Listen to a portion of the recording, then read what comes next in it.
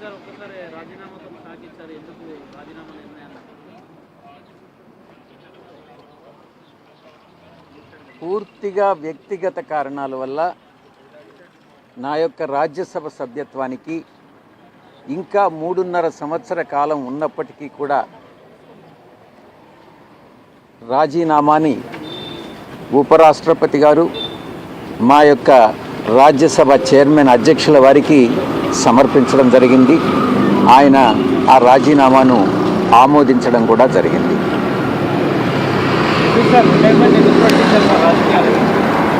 పూర్తిగా వ్యక్తిగత కారణాల వల్ల రాజీనామా మాత్రమే కాదు, రాజకీయాల నుంచి కూడా తప్పుకోవాలన్నటువంటి నిర్ణయాన్ని తీసుకోవడం జరిగింది.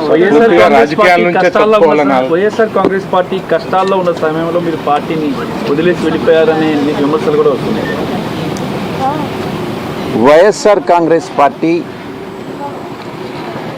2019 ఎన్నికల్లో 151 స్థానాలు సాధించుకున్నది. 2024 ఎన్నికల్లో 40% ఓటింగ్ సాధించుకున్నది. జగన్మోహన్ రెడ్డి గారు అత్యంత ప్రజాదరణ కలిగినటువంటి నాయకులు. నాలాంటి వాళ్ళు 1000 మంది పార్టీని వీడినా కూడా ఆయనకున్న ప్రజాదరణ తగ్గదు అన్నటువంటిది నా ఉద్దేశం. సార్, మీరు రాజీనామా కానీ ఇవన్నీ విషయాలు గతంలో ఏమన్నా జగన్మోహన్ రెడ్డి గారి దృష్టికి తీసుకెళ్లారా? లేదు నేను వ్యక్తిగత కారణాలతో రాజీనామా చేయాలనుకుంటున్నాను అనేటువంటి అంశాన్ని మీ పార్టీలో ఉన్న ముఖ్యులకు కానీ జగన్ గారి దృష్టికి కానీ తీసుకువెళ్ళారా? రాజకీయాల నుంచి తప్పుకోవాలని వ్యక్తిగత కారణాల వల్ల నేను నిర్ణయించుకున్న తర్వాత జగన్మోహన్ రెడ్డి గారు లండన్లో ఉన్నారు. ఆయనతో నేను ఫోన్లో మాట్లాడి అన్నీ చాలా వివరంగా వివరించడం జరిగింది. అన్నీ వివరించిన తర్వాతనే నేను ఈ రాజీనామా పత్రాన్ని అధ్యక్షుల వారికి సమర్పించడం జరిగింది.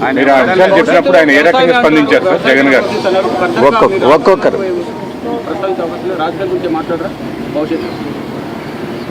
భవిష్యత్తులో ఒక్కసారి రాజకీయాల నుంచి తప్పుకున్న తర్వాత రాజకీయాల గురించి మాట్లాడడం అన్నటువంటిది సమంజసం కాదేమోనని నా ఉద్దేశం.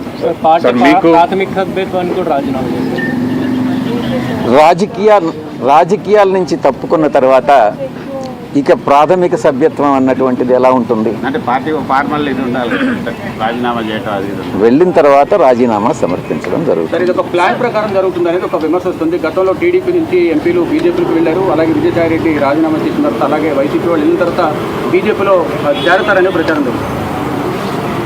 నేను బీజేపీలో చేరతానని గతంలో ఏదైతే టీడీపీ వాళ్ళు రాజీనామా చేశారు, ఆయనకు బీజేపీ టికెట్ మళ్ళీ బీజేపీ ఆయన ప్లేస్ ని రీప్లేస్ చేసింది, ఆయనకే ఇచ్చింది. అంటే బీజేపీ రాజీనామా చేశారు, మీకు కూడా అట్లాంటిది వస్తుంది అనేది చర్చ నడుస్తుంది. నా సుదీర్ఘ రాజకీయ జీవితంలో నాకు తెలిసి నేను ఏ రోజు అబద్ధాలు చెప్పలేదు. ఒక హిందూ ధర్మాన్ని నమ్మినటువంటి వ్యక్తిగా, వెంకటేశ్వర స్వామిని నమ్ముకున్నటువంటి వ్యక్తిగా నేను అబద్ధాలు చెప్తాను అని చెప్పను. అలా చెప్పుతాను అని ఎవరైనా నమ్మినట్లయితే అది మీ యొక్క విజ్ఞతకే వదిలేస్తున్నాను.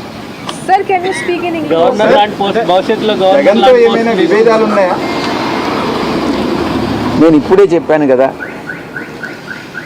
జగన్ గారు ఈరోజు కాదు 4 దశాబ్దాలుగా 3 తరాలుగా రాజారెడ్డి గారి దగ్గర నుంచి, రాజశేఖర రెడ్డి గారి నుంచి ఈరోజు జగన్మోహన్ రెడ్డి గారి వరకు 3 తరాలుగా ఆ కుటుంబంతో సన్నిహిత సంబంధాలు ఉన్నటువంటి వ్యక్తిగా నేను ఒక్కటే చెప్తా ఉన్నాను. ఈ జీవిత కాలంలో ఏ రోజు కూడా ఆ కుటుంబంతో విభేదాలు అన్నటువంటివి రావు, ఇంతవరకు లేవు, భవిష్యత్తులో కూడా వచ్చేటటువంటి అవకాశం లేదు. సుదీర్ఘ అనుభవం ఉంది. కేసులో మీరు కూడా ఉన్నారు కేసులో. సో ఈ కేసులకు సంబంధించినటువంటి వ్యవహారంలో బీజేపీ కానీ ఇతర పార్టీల నుంచి వస్తున్నటువంటి ఒత్తిడి వల్ల ఇటువంటి నిర్ణయం తీసుకున్నారనేటువంటి ఏ అక్రమ ఆస్తుల కేసు? జగన్కి సంబంధించి ఎప్పటి కేసులు? పాత కేసులు అన్నటువంటివి గతంలో కానీ వెళ్తే 2011 సంవత్సరం ఆగస్టు 10వ తారీఖున ఎఫ్ఐఆర్స్ ఫైల్ చేయడం జరిగింది. 2011 అప్పట్లో ఎన్నో ఆశలు చూపించినా కూడా, నన్ను అప్రూవర్గా మారమని ఎంత బలవంత పెట్టినా కూడా, దైవాన్ని నమ్ముకున్నటువంటి ఒక వ్యక్తిగా, ఆ కుటుంబానికి సన్నిహిత సంబంధాలు కలిగినటువంటి వ్యక్తిగా నేను అప్రూవర్ కావడానికి నిరాకరించాను. ఆ రోజు పరిస్థితే ఈరోజు కూడా. ఎటువంటి పరిస్థితుల్లో దైవాన్ని నమ్మేటటువంటి వ్యక్తి ఎప్పుడు కూడా అబద్ధాలు చెప్పడు, ఒక వ్యక్తికి మోసం చేయడు, నమ్మక ద్రోహం అన్నటువంటిది ఉండదు, వెన్నుపోటు రాజకీయాలు, వెన్నుపోటు వ్యాపార లావాదేవీలు ఉండవు అని నేను చాలా స్పష్టంగా చెప్తా ఉన్నాను. కూటమి ప్రభుత్వం అధికారంలోకి వచ్చిన తర్వాత మీపై చాలా కేసులు పెట్టాయి సార్. మరి ఈ కేసులన్నీ ఎట్లా ఎదుర్కోబోతున్నారు? రాజకీయాల నుంచి బయటకు వెళ్తే తదుపరి ఈ కేసుల విషయంలో ఏ విధంగా వ్యవహరిస్తారు? కూటమి ప్రభుత్వం అధికారంలోకి వచ్చిన తర్వాత నా మీద మొట్టమొదటిగా పెట్టినటువంటి case Kakinada seaports limited case. నేను ఒక్కటే చెప్తా ఉన్నా, ఇంతవరకు నా మీద లుకౌట్ నోటీస్ ఇచ్చారు, నన్ను అక్యూజ్డ్ నెంబర్ 2గా చేశారు.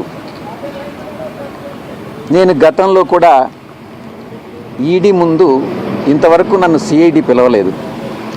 ఈడీ వాళ్ళు పిలిచినప్పుడు నేను ఒక్కటే చెప్పాను, ఆ వెంకటేశ్వర స్వామి సాక్షిగా కేవీ రావు అనేటటువంటి వ్యక్తి ఏదైనా ఒక సోషల్ ఫంక్షన్లో కలిస్తే నమస్తే నమస్తే అని చెప్పడమే కానీ, ఆయనతో నాకు ఎటువంటి సన్నిహిత సంబంధాలు కానీ వ్యాపార లావాదేవీలు కానీ లేవు, నా మీద చేసినటువంటి ఆరోపణలన్నీ తప్పు అన్నటువంటిది చాలా స్పష్టంగా చెప్పడం జరిగింది. నేను వెళతాను, ఆయన్ని రమ్మనండి, ఆ దేవదేవులైనటువంటి వెంకటేశ్వర స్వామి మీద ప్రమాణం చేస్తాము అని మరొక్కసారి మీ ముందు నేను చెప్తా ఉన్నా. కేవీ రావు గారు చెప్పేది నిజంగానైతే ఆయన పిల్లల మీద ప్రమాణం చేసి చెప్పండి, నేను చెప్పేది నేను నిజంగా విక్రాంత్ రెడ్డిని ఆయన దగ్గరికి పంపించాను అని అన్నటువంటి విషయం నేను నా పిల్లల మీద ప్రమాణం చేసి నేను చెప్తా. నాకు కాకినాడ సీపోర్ట్ విషయంగా ఆ ట్రాన్సాక్షన్ గురించి ఏ రోజు నాకు ఎవ్వరూ చెప్పలేదు, నాకు తెలియదు.